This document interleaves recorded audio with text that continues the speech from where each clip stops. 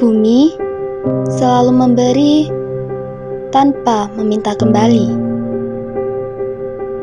Udara, air, dan tempat untuk kita hidup, semua tersedia untuk kita. Namun, di balik semua itu, kita sering lupa bagaimana cara menjaganya. Satu sampah memang terlihat kecil, seolah tak berarti. Namun, ketika hal kecil itu dilakukan berulang kali, lingkungan yang dulunya bersih kini perlahan mulai berubah.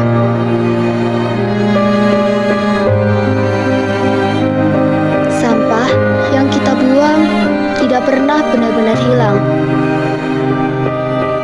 Mereka tetap ada, menumpuk, mengotori, hingga mencemari.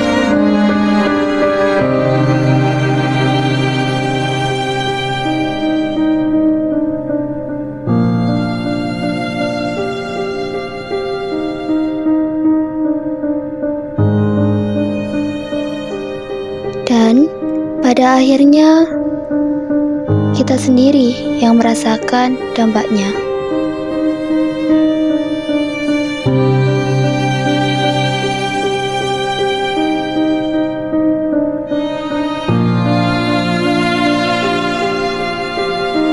Kesadaran terhadap bahaya membuang sampah sembarang, terutama sampah plastik, masih menjadi pekerjaan pemerintah Kota Palu, dalam hal ini Dinas Lingkungan Hidup. Sampah plastik tidak hanya dapat merusak lingkungan, makhluk hidup pun bisa terkena imbasnya. Enggak, sampah plastik yang paling serius mendapatkan perhatian. Ya benar, sampah plastik ini terus meningkat setiap tahunnya. Diharapkan pemerintah bisa menemukan solusi untuk mengurangi produksi sampah.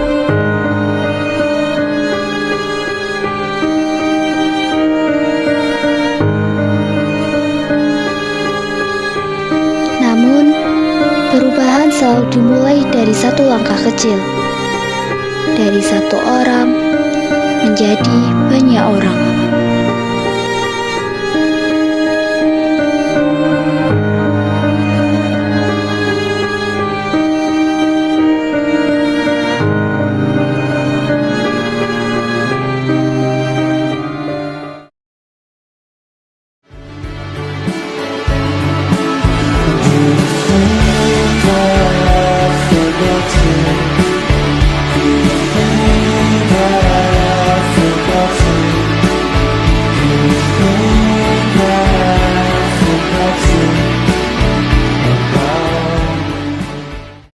Teman-teman, dari cerita tadi kita bisa lihat bahwa masalah sampah itu adalah suatu kasus yang nyata. Sekarang mari kita pahami jenis-jenis dan juga bagaimana cara mengolah sampah. Salah satu jenis sampah ada sampah organik. Sampah organik adalah sampah yang berasal dari makhluk hidup dan dapat terurai secara alami oleh mikroorganisme. Ciri-ciri sampah organik adalah mudah membusuk, tidak tahan lama, dan bisa dijadikan sebagai kompos atau pupuk. Contoh sampah organik ada sisa makanan, dedaunan kering, dan kulit buah ataupun sayur. Yang kedua adalah sampah anorganik. Sampah anorganik adalah sampah yang berasal dari bahan buatan manusia dan sulit terurai secara alami. Ciri-ciri sampah anorganik adalah yang pertama, tidak mudah membusuk. Yang kedua, bisa bertahun-tahun sampai puluhan tahun atau ratusan tahun. Yang ketiga, bisa mencemari lingkungan. Contoh sampah anorganik yang pertama, botol atau kaleng. Yang kedua, plastik makanan. Konsep 3R. Yang pertama ada reduce, yaitu mengurangi barang yang berpotensi menjadi sampah, terutama sampah sekali pakai, yang bertujuan untuk sampah tidak bertambah lagi. Yang pertama, membawa tas kain. Yang kedua, membawa botol minum. Yang ketiga, mengurangi sampah plastik.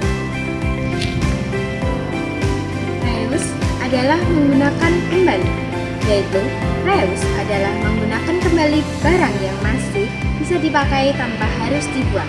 Tujuannya yaitu memperpanjang umur barang supaya tidak cepat jadi sampah. Salah satu dari contoh reuse adalah menggunakan barang kembali. Contohnya yaitu bekal makan, seperti yang tak bawa ini. 5. Recycle daur ulang. Recycle adalah mengolah sampah menjadi barang baru yang bermanfaat.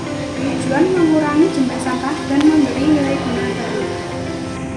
Contohnya yang pertama, botol plastik jadi kerajinan, 2. Kertas bekas didaur ulang, 3. Kaleng jadi sampah. Contohnya seperti ini.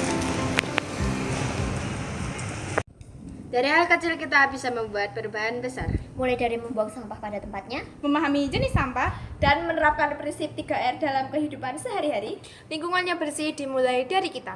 Karena sejatinya bumi tidak membutuhkan kita, kitalah yang membutuhkan bumi. Yuk jaga lingkungan mulai dari sekarang. Sekian, wassalamualaikum warahmatullahi wabarakatuh. Yeay!